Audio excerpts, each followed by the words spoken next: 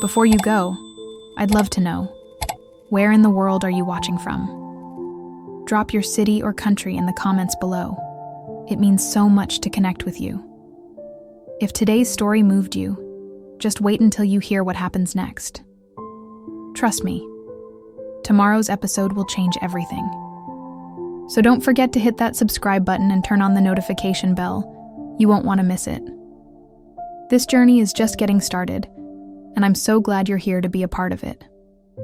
See you in the next chapter. Everyone laughed at her handmade dress until the truth about her bloodline changed everything. There was a time when Daniel Hayes wasn't the powerful CEO that people feared in boardrooms or followed in headlines. 22 years ago, he was just a wide-eyed design student, fresh out of business school, with dreams too big for his wallet and a heart open to the unexpected. It was during a summer internship in rural Tennessee that he met her, Claire Monroe. She wasn't glamorous or wealthy, but she had a warmth about her, a kindness that made everything else seem distant. Claire worked at the local market, selling fish with her mother, but her laugh echoed through that small town like music. They spent that summer caught between fireflies and quiet fields, sketching dreams and trading promises under a starlit sky.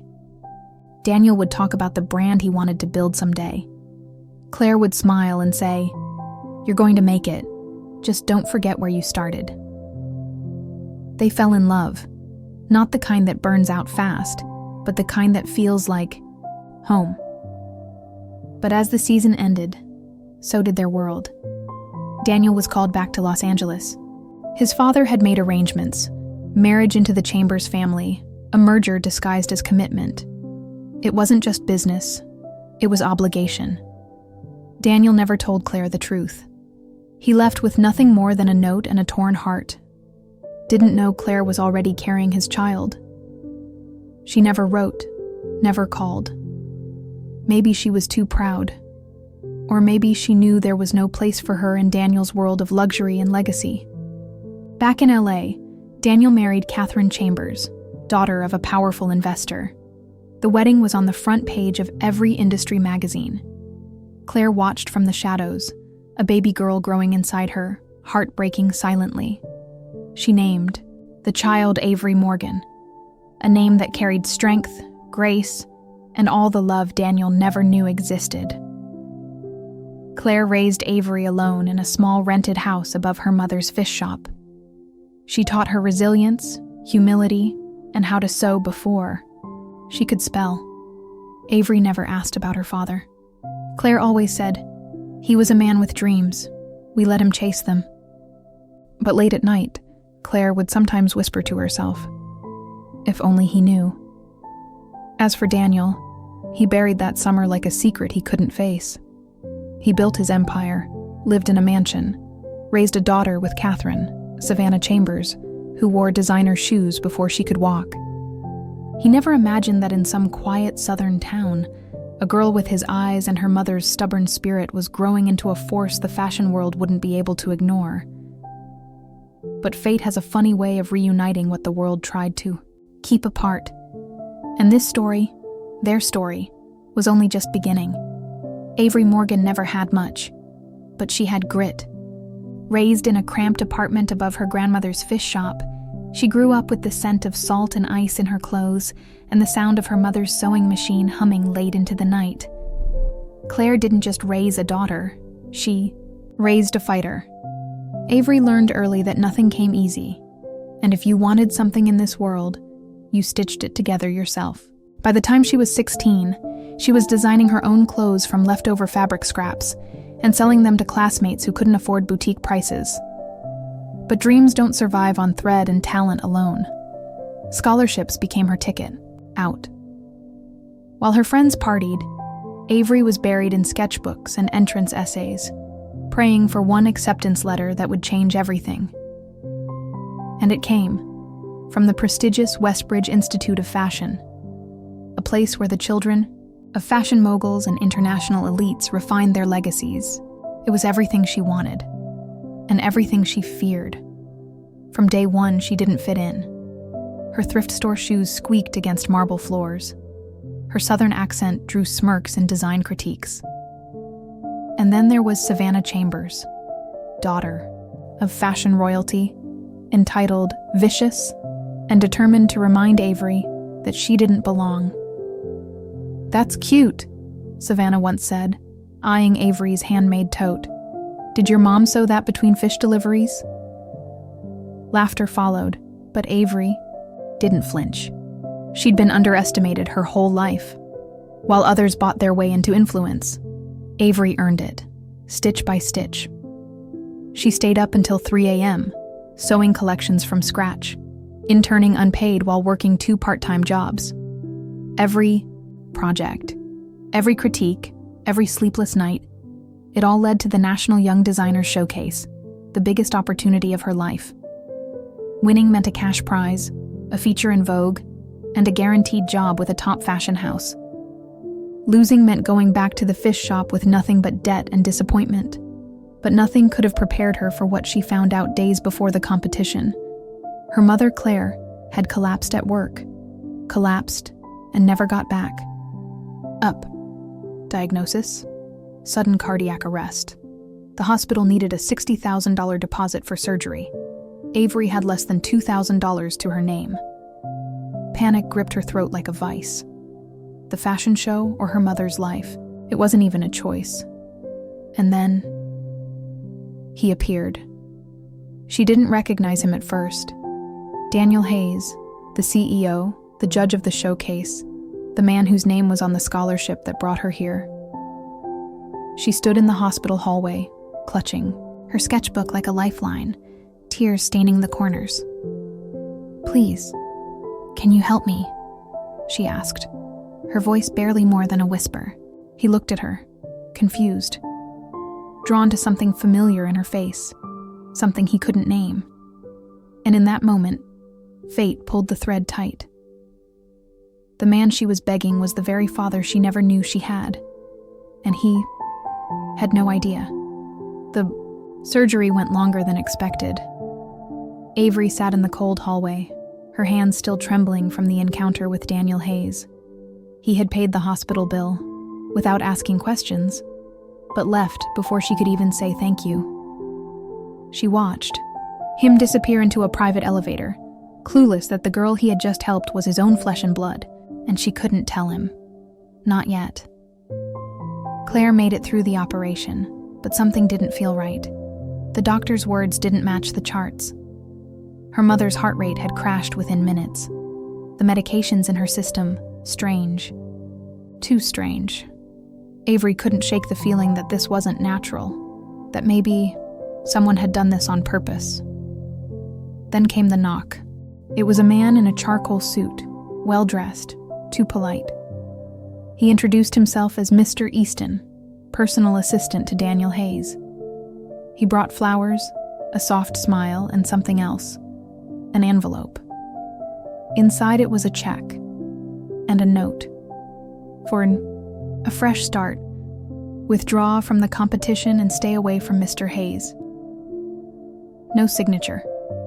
No explanation. Avery froze. This wasn't generosity. This was a warning. She clutched her mother's hand and whispered, "Mom, what happened to you?" 2 days later, Claire was gone. The cause: complications from surgery. But the nurse on shift said something that stuck in Avery's mind. She saw a man leaving Claire's room around midnight. Tall, wearing surgical gloves, and a wristwatch studded with small diamonds. He wasn't hospital staff. No one could ID him. Fueled by grief and suspicion, Avery turned to the only person she thought might believe her. Logan Wells, a former intern at Westbridge, and the only one who ever treated her like more than background noise. Logan had a sharp mind, a good heart, and, most importantly, access to the hospital's internal security logs. And what they found changed everything. There, on grainy black and white footage, was Mr. Easton entering her mother's room. No clipboard, no escort. 20 minutes later, he left, Glancing over his shoulder, Avery's chest burned. This wasn't just sabotage. This was murder. Driven by rage and instinct, she did something reckless. She submitted her mother's hairbrush for DNA testing. But not to learn about her mother. To learn about her father. Something about Daniel Hayes lingered in her head. The way he looked at her. The way he hesitated. The familiarity in his eyes. It had to mean something. The results came a week later. 999%. Probability. Biological father, Daniel Hayes. The world tilted. Avery collapsed to the floor, the paper trembling in her hands. Her mother had never told her. Daniel had never known. And now, the only person who could have explained it all was 6 feet under. But Avery wasn't the same girl from the fish shop anymore.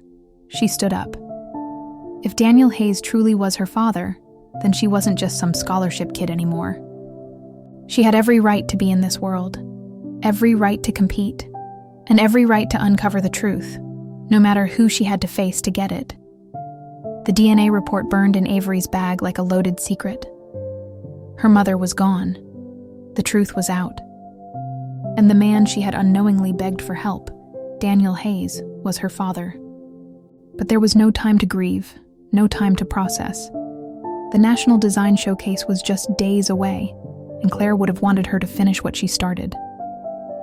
Chase your dream, her mother used to say, even if the world tries to shut the door. But someone was still trying to slam that door shut. The night before the competition, Avery received a text from an unknown number. You still have a choice. Walk away. Final warning. She didn't flinch. Avery showed up to the event early, her portfolio in hand, determination in her veins. The auditorium buzzed with nerves and flashing cameras. Industry giants were in attendance, editors, executives, and Daniel Hayes, seated front and center, as lead judge. He didn't know. Not yet. But he would. She was contestant 27. Just before she was called to present, a stagehand rushed in, pale and panicked. Someone spilled coffee on half your collection, he stammered. The main piece, ruined. Her lungs seized. In the prep room, fabric was soaked, stained, destroyed. This wasn't an accident. It was deliberate. But Avery didn't cry. She pivoted. She grabbed the backup pieces she had stitched in secret, fragments from nights when insomnia met inspiration. She pressed out the wrinkles, reapplied her lipstick, and walked on stage like she owned it. Her voice didn't shake. My collection is called Parallel, inspired by unseen timelines, where what's lost is found, and where truth always rises. Gasps filled the room as models stepped out, wrapped in midnight silks, jeweled textures, and asymmetrical cuts that blurred fantasy with form. The pieces didn't just impress, they demanded attention. When it ended, there was silence, then thunderous applause. Daniel rose to speak, visibly moved. This, he said slowly, is what vision looks like. He had no idea he was praising his own daughter.